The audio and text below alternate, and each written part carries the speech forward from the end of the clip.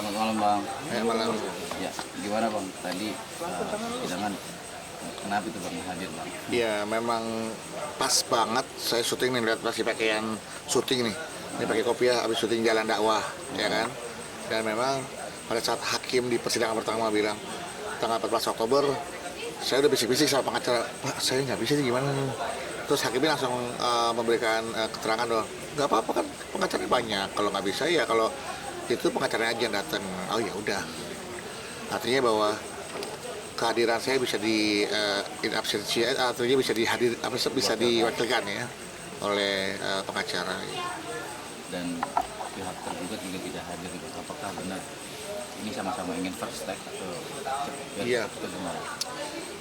Kan di awal kami sudah, bukan kami ya, saya sudah menyatakan ya kan bahwa kami sepakat untuk berpisah, dan kesepakatan ini sudah bulat. Artinya kalaupun mediasi ya apa yang harus dimediasi lagi, karena walaupun dia datang ke persidangan hakim meminta untuk mediasi, kayaknya tetap istri pun juga sudah ingin berpisah, saya pun ingin berpisah, dan anak-anak juga sudah mengetahui bahwa kita memang sudah tidak bisa lagi bersatu. Udah jadinya ya udah, persidangan hanya bukan ya persidangan memang proses yang harus kita lewati, tapi bukan bermaksud ini sebuah formalitas, tapi ini sebuah jalan yang harus kita percepat prosesnya, karena biar kita bisa kembali fokus menjalani hidup masing-masing dengan menjadikan perceraian ini jadi nilai-nilai ibadah gitu. Bang, anak-anak juga kalau tidak salah sempat tidak setuju juga ya Bang? Ya itu permintaan anak ya, memang sempat membuat saya touch ya, tersentuh ya. Aduh, anak saya minta untuk berpisah, tapi saya juga punya kehidupan, saya punya kebahagiaan. Dan pun kalaupun saya ikutin permintaan anak, apakah saya juga bisa mewujudkan apa yang jadi keinginan anak ketika saya hidup dalam situasi kondisi yang tidak bisa konsentrasi, fokus, karena sering kali terjadi perdebatan, pertengkaran, perbedaan, banyak hal-hal yang mengganggu konsentrasi saya mendidik dan merawat anak-anak gitu loh.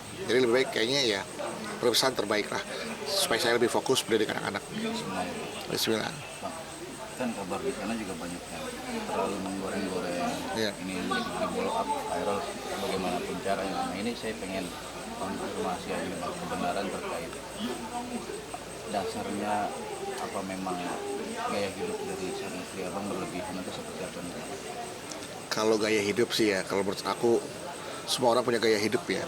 Karena ada orang yang hidupnya untuk gaya, ada orang yang gaya dulu baru hidup, ada yang hidup dulu baru gaya. Bingung ya, setuju. Ya, kayaknya gaya hidup itu jauh dari bisa dikatakan gaya hidup ya. Cuma aku melihatnya bukan gaya hidup, cuma melihatnya kedekatan, hobi, jalan-jalan aja sama teman-teman. Ya jalan-jalan juga dalam bareng-bareng yang aku kemarin aja ngelihat, aku ngeliat postingan di story-nya di Instagram dia jalan-jalan ke Cirebon, ke Kuningan ya kan. Itu teman-teman paling patungan berapa sih gitu kan, segitu banyaknya itu paling nggak nyampe 200 ribuan, 300 ribuan.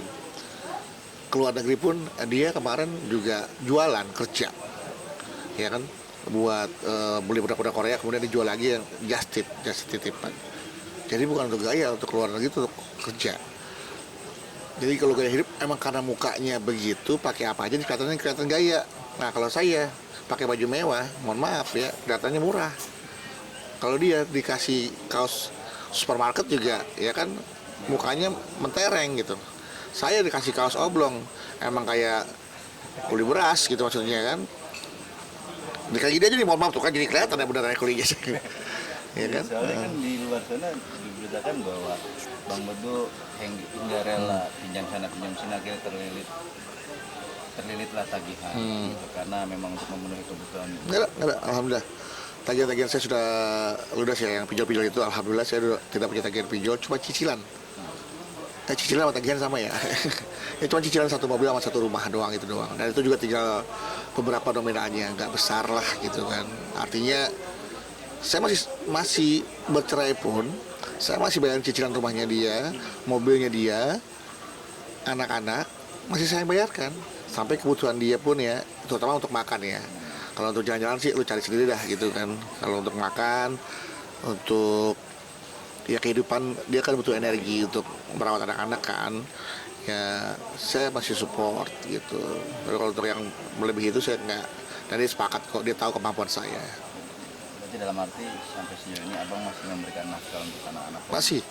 Masih baru-baru aja saya transfer untuk bayar sekolahan, ya kan, alhamdulillah, sama bayar yang kerja di rumah, ya kan, sama ya sama apa ya sama belanja-belanjaan yang buat kebutuhan bulanan lah, udah itu makan segala macam. Token listrik pun masih ngisi, Bang? Apa? Token listrik masih ngisi? Nah kalau di rumah itu pasca bayar ada dua, ada yang pasca bayar, ada yang token listrik. Nah kalau yang di tempat saya kontrakannya token listrik.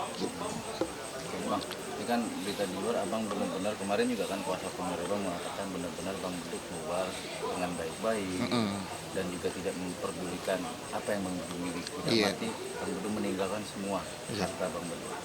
Iya, hidup saya itu cuma dua sebenarnya, empat sih sebenarnya, kita sebagai umat muslim ya, empat: sabar, ya kan, syukur, ridho, ikhlas. Sabar menghadapi ujian, syukur mendapatkan nikmat, ridho sama yang menjadi ketetapan Allah, takdir Allah, ikhlas kehilangan. Saya ridho pada saat dia menjadi jodoh saya, ya kan.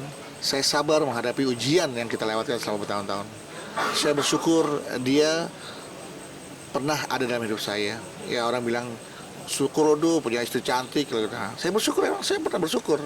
Wah, istri saya cantik nih. Tapi kan perjalanannya mengubah semuanya, mengubah situasinya, ya kan. Akhirnya ya saya ridho bahwa jodoh saya sampai di sini dan saya ikhlas harus kehilangan dia. Dia pun juga sama. Ya inilah kehidupan. Bahwa perceraian itu bukan aib, ya. Justru rumah tangga yang bertengkar terus, yang mendatangkan mudorot, rumah tangga yang isinya saling menzolimi, itu nanti nggak jadi nilai ibadah. Karena pernikahan itu ibadah.